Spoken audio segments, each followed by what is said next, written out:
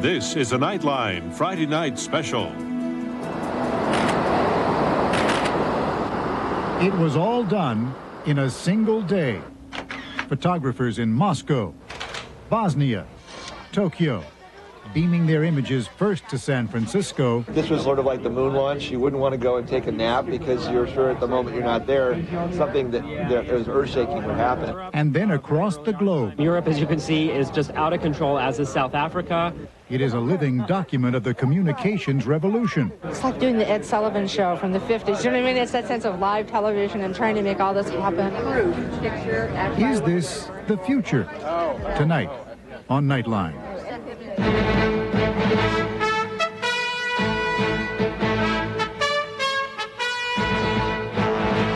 This is ABC News Nightline. Substituting for Ted Koppel and reporting from Washington, Forrest Sawyer. Let's be honest about this.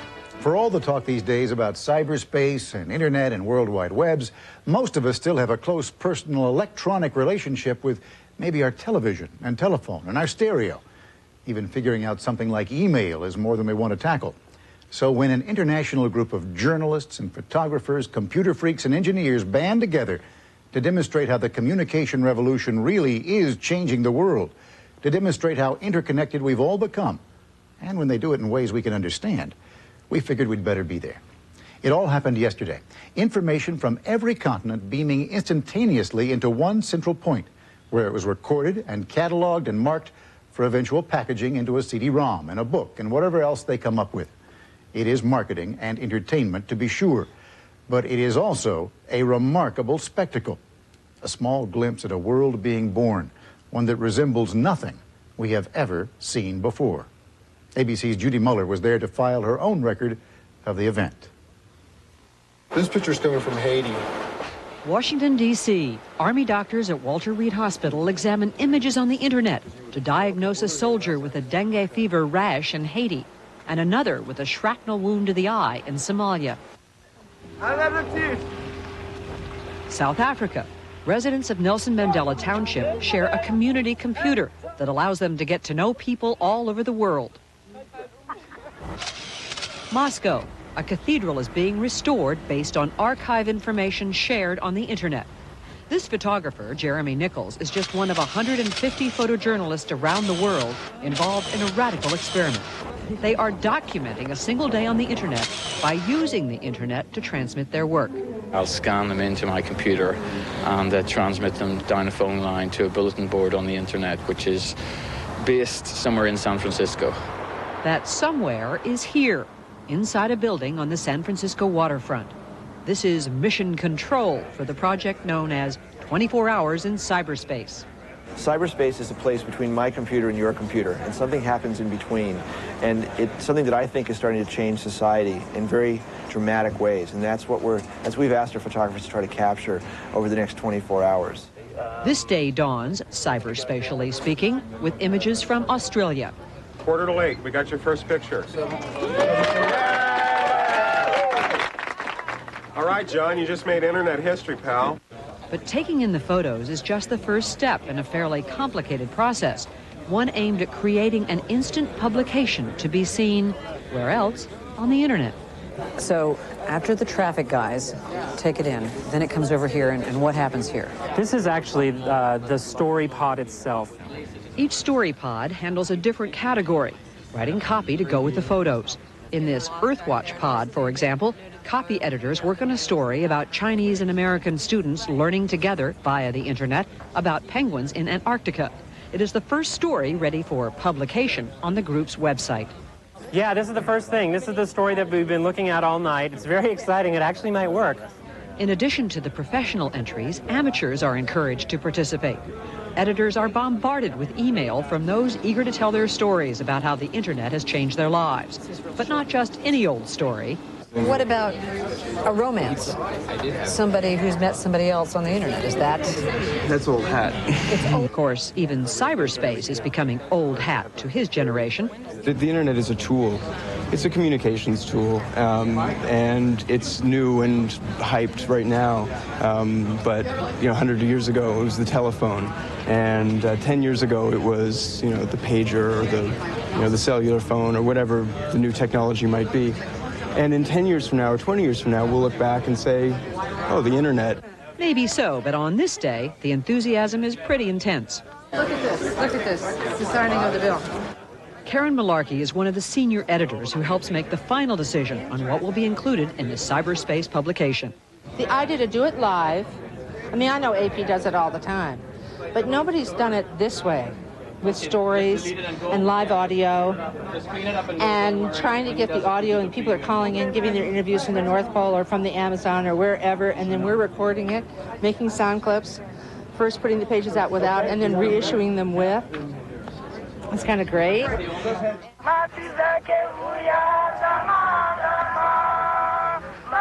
The sound she's talking about is produced here in Mission Control's audio room.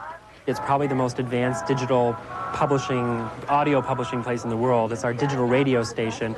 They're interviewing and debriefing every photographer as he or she sends his or her photos in, and we're capturing that. How high up is that crane that you went up on today?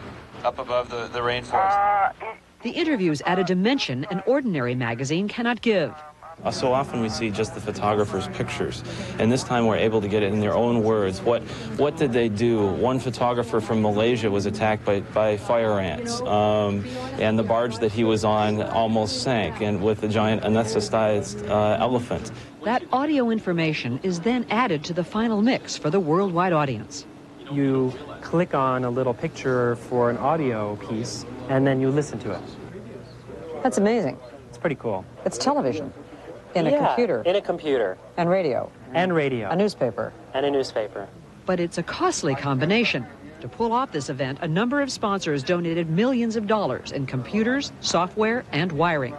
This is the sort of the heart of the whole process. This is $1 million worth of equipment that's never been plugged together like this. And as you can see, it still sort of looks like we just plugged it all together. This is a machine, a Cisco machine that is big enough for the city of San Francisco. And you're leaning against almost $750,000 of equipment. Sorry. That's all right.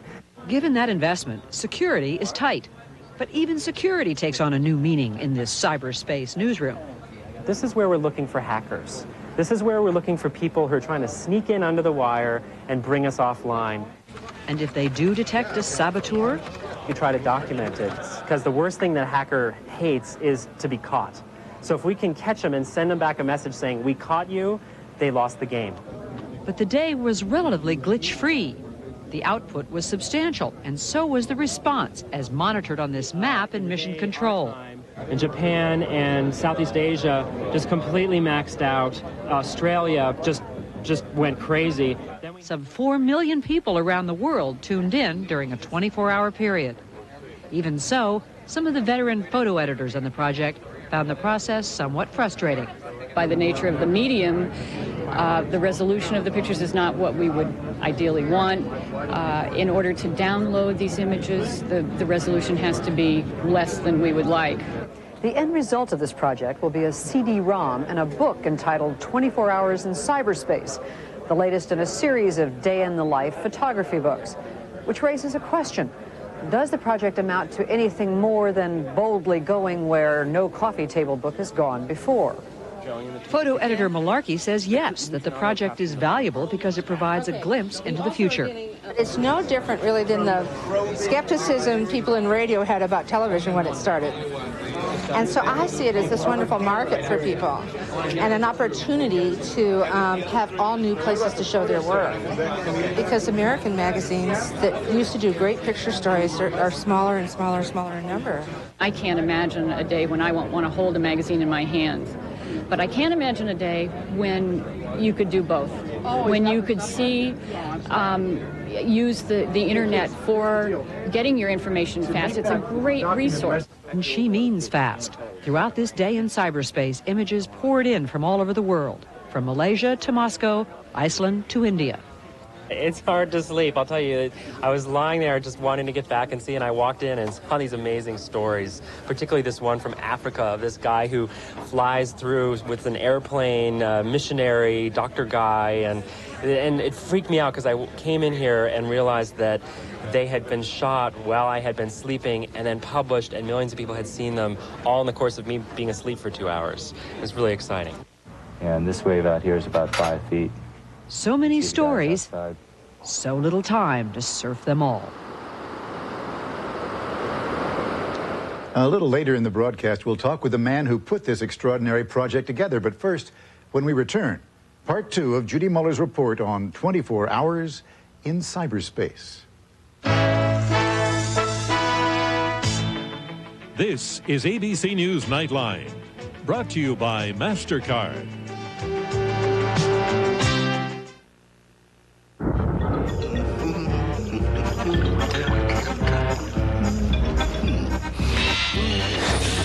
Bye-bye.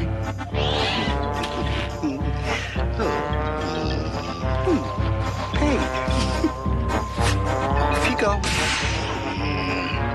Oh, no. The tamper-resistant signature panel, pioneered by MasterCard. It makes a stolen card practically worthless. MasterCard. It's smart money.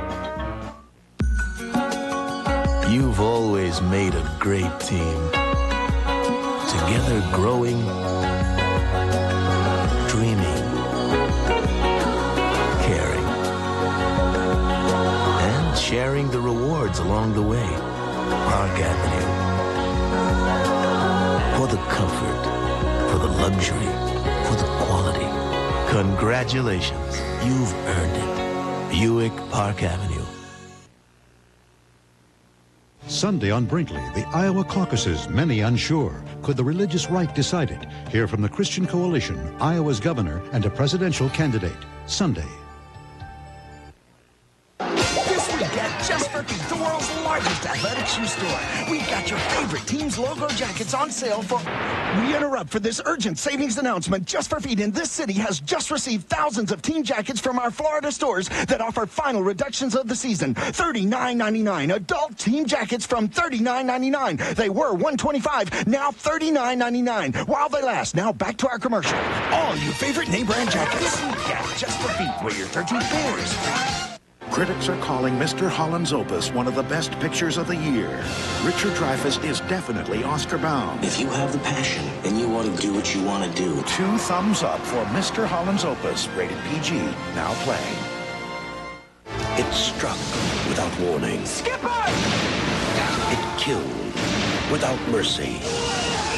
Jeff Bridges in a film from the director of Alien, White Squall, rated PG-13, now playing.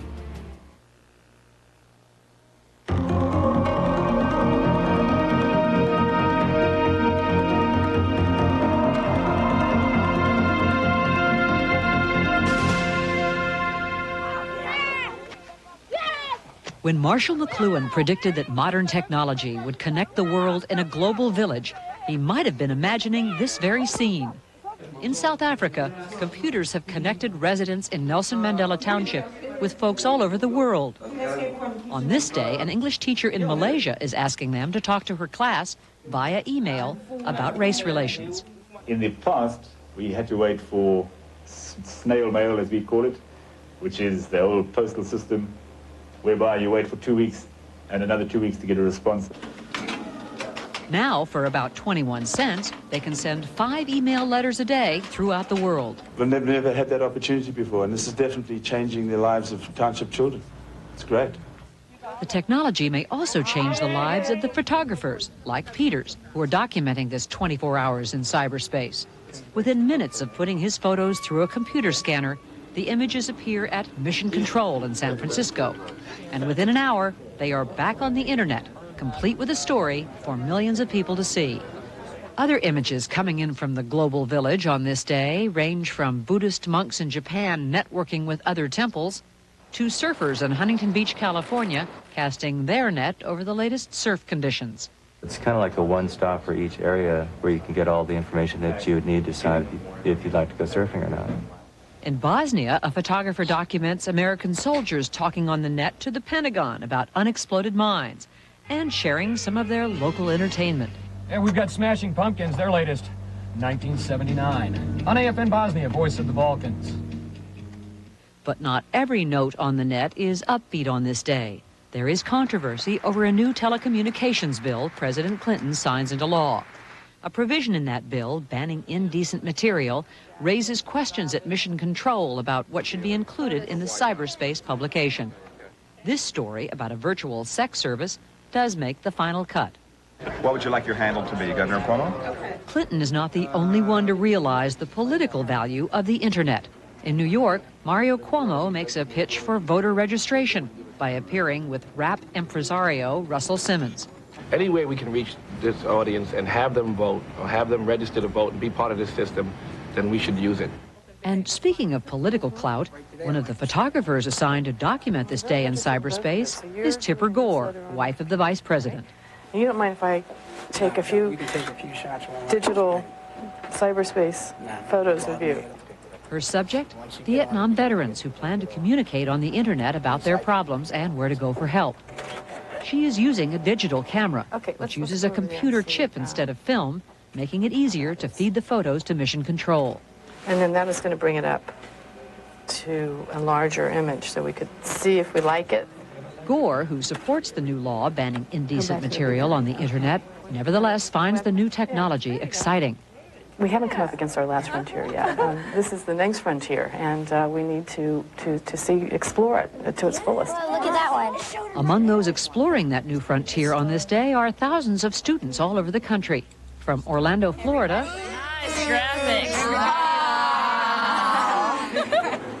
to Denver, Colorado. What I find exciting is all of the different places you can go and the wide variety of topics that you can explore. Their enthusiasm is matched in kind at the other end of the line. And the pictures came in from the North Pole and from Antarctica, and now my Malaysian elephants have come in from the jungles of Malaysia and South Africa, and just, you know, that part is just so wonderful. I mean, I've heard from all the most remote places. I haven't heard from France yet, you know what I mean? It's like... In the few lulls they have, the project director, Rick Smolin, is busy documenting the project itself, and in a hall of mirrors sort of effect, puts even those images onto their website. That lens within a lens feeling is everywhere. At Walter Reed Hospital in Washington, a still photographer trying to capture the image of a doctor using the internet shoots him through the viewfinder of our video camera, which was there, of course, to document his efforts. No matter how impressive the technology here, the quality of the product still depends on one important human factor, the eye of the photographer.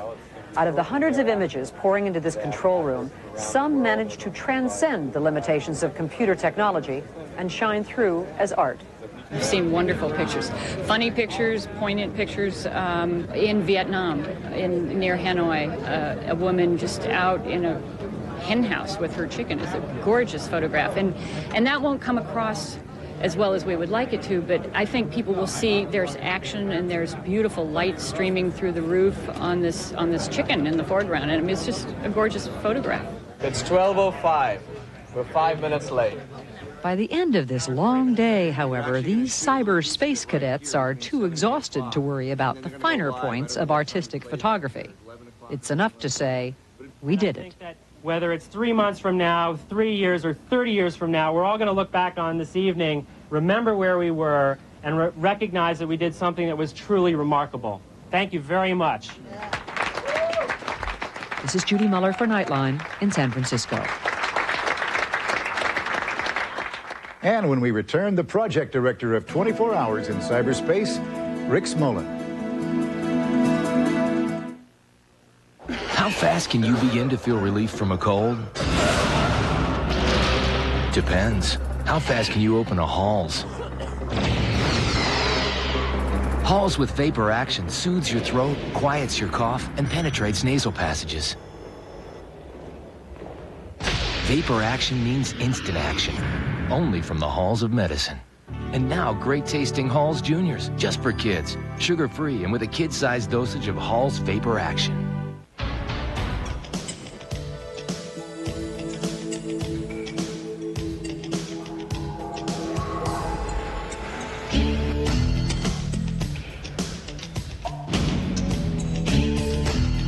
Introducing the new full-time four-wheel drive Lexus LX 450.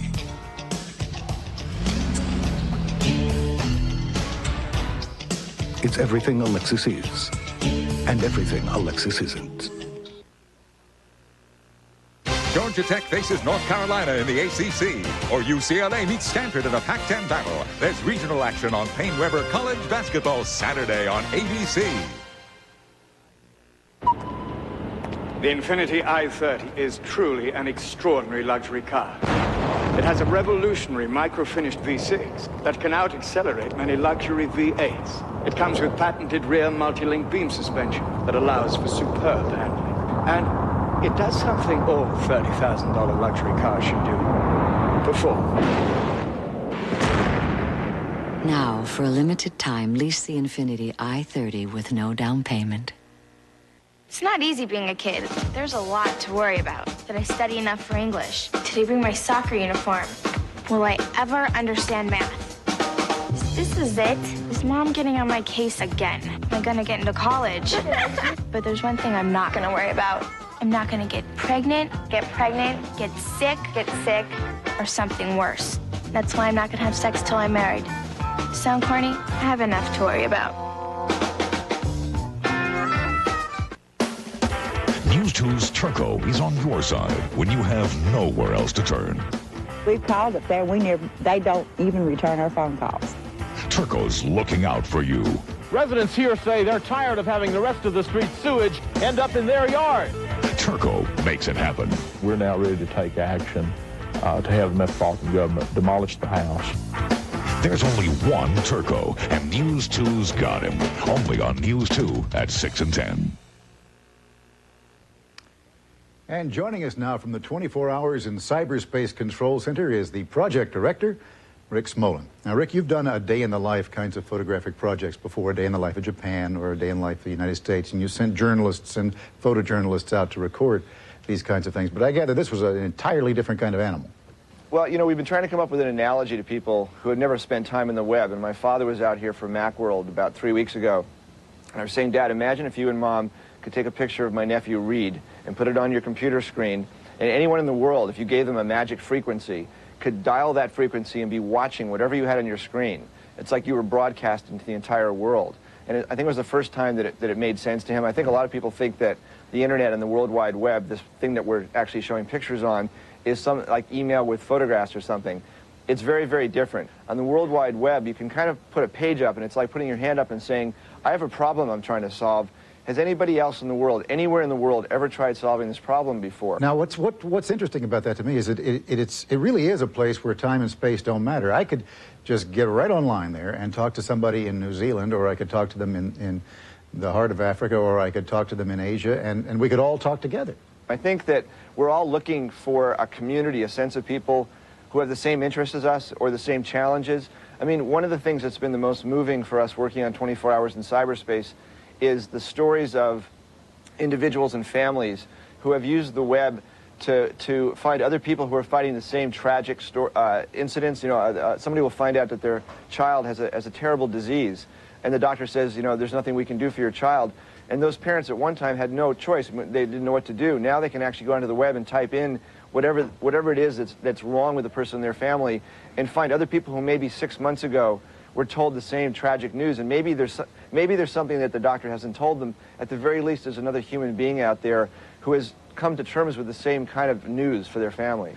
The other thing that we did with this project, which I hope people, in fact, we've been getting some incredible statistics. Yesterday, we had more than 4 million hits. There were more than 4 million times that people, all over the world that tuned in, right? People that actually came and touched the pages of our site. One night we opened up this little window on the screen which allowed us to look at not who is visiting our site, but where they were coming from. And Beijing, Moscow, Sydney, Fiji, Singapore, it was so exciting to think that we'd all been in this dark room basically for 24 hours, sort of wondering if anybody out in the world cared about what we were doing.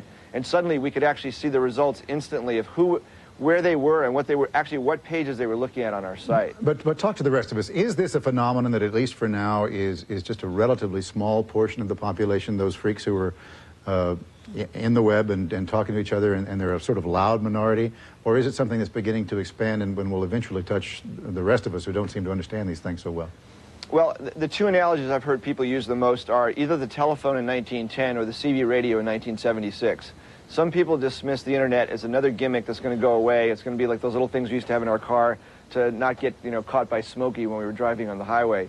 Other people, and I'm amongst the latter group, feel that this is a whole new form of communications and publishing. You know a lot about this already, but as you went through this project and as you expanded yourself into all these new kinds of areas, did you learn something? Were you surprised by anything?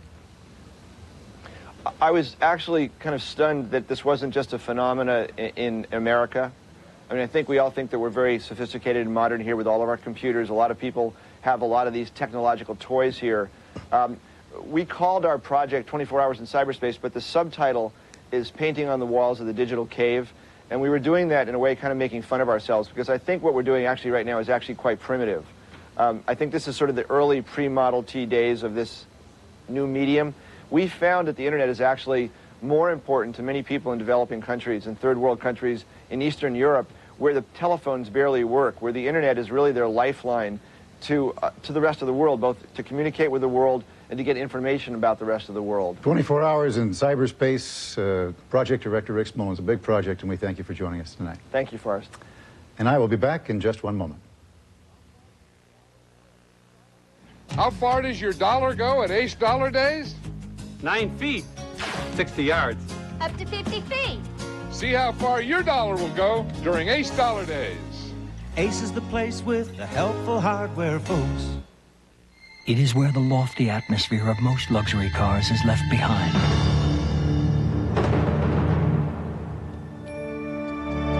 It is the American-built flagship of Toyota, Avalon. Combining refined performance, comfort, and Toyota's unparalleled reputation for quality, Avalon delivers the greatest luxury of all, peace of mind. Avalon, experience the tranquility.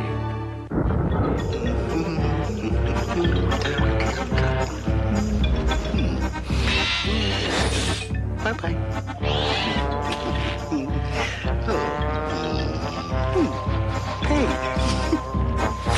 Off you go.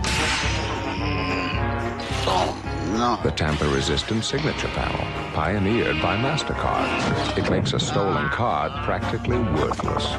MasterCard. It's smart money. How far does your dollar go at Ace Dollar Days? 9 feet, 60 yards. Up to 50 feet. See how far your dollar will go during Ace Dollar Days. Ace is the place with the helpful hardware, folks. Next Thursday, I love the view. Golden Globe winner Sharon Stone in her most erotic thriller. Am I scaring you again? Strange things are happening in this building. She jumped out the window. Her neighbors are dying. You don't really know what you're dealing with, do you? 2 men are trying to seduce her. I want to see you. And somebody's watching her every move. William Baldwin, Tom Berenger, Sharon Stone. You like to watch? The network premiere of Sliver, next Thursday. Parental discretion advised. Long ago, man began renting cars only at airports, where thrifty car rental was first discovered. But in the future, man would need wheels for reasons that had nothing to do with flying. Thus, the dawn of neighborhood thrifty locations far and wide. Thrifty has the answer to all of your moving needs. It's our selection of pickup trucks and cargo vans. And of course, our rates are more civilized than you think. Your neighborhood thrifty car rental, historically known for low rates. Finally tonight, one program note. Next Monday evening, a Nightline campaign special. Join Ted Koppel, Peter Jennings, and David Brinkley for the first major test of the Republican presidential candidates. Vote 96, the Iowa caucuses, on this ABC station. But that is our report for tonight. I'm Forrest Sawyer in Washington. For all of us here at ABC News, good night. You can find ABC News in cyberspace through America Online. Keyword ABC News. And you can follow the 1996 presidential campaign and get up-to-the-minute primary results on the World Wide Web at electionline.com. Nightline is a presentation of ABC News. More Americans get their news from ABC News than from any other source.